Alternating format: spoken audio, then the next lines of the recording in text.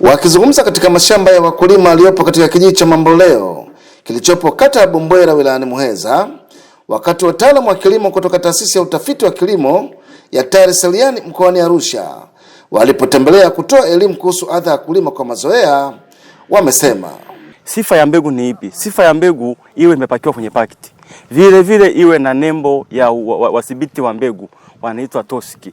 Kwa hiyo mkulima anavyoenda kununua mbegu, kwenye lebo aangalie ile lebo ya TOSCI, je, ipo? Hiyo ndio mbegu iliyothibitishwa na TOSCI.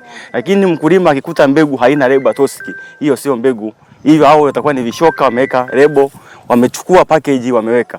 Lakini sifa ya mbegu tumesema lazima iwe na kibandiko cha mamlaka ya udhibiti wa mbegu Tanzania ambayo ni TOSCI. Ni washauri wakulima Mamboleo, nadhani sasa ni wakati wa kubadilika. Tutumie mbegu zilizofanywa utafiti na taasisi ya utafiti wa kilimo TARI. Wataponunua mbegu wahakikishe zina nembo ya mamlaka ya udhibiti mamlaka ya udhibiti wa ubora wa mbegu nchini TOSCI. Kwa sababu wakinunua kama ina nembo hiyo na wakiwa wamekisha wametunza risiti, mbegu inapokuwa haifanyi vizuri, kuna uwezekano ni kurudishiwa gharama zao ikiwemo mbegu.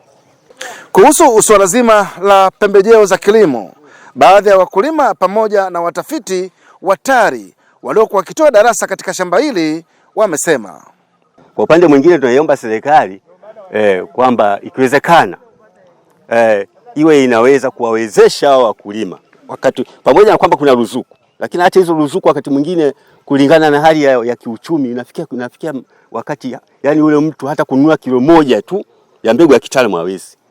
Sasa ushauri labda kwangu mimi kwa serikali kwamba labda wangeweza kuaccommodate hao wakulima wakati ule wa kipindi kile cha msimu, waweze kutuletea mbegu za mkopo, wakulima wakope zile mbegu ili kusudi wapate mbegu bora. Kufuatia hatua hiyo, afisa kilimo, umwagiliaji, ruzuku na pembejeo za kilimo wilayani Muheza, Bwana Mgaya Mtango, amesema zoezi la kutoa elimu katika vijiji limeanza kufanywa kazi ili kuimarisha sekta ya kilimo. Jingine ni kwamba kwa sasa hivi kuna zoezi linaendelea la usajili wa wakulima. Bado kwa kweli tuna idadi kubwa ya wakulima.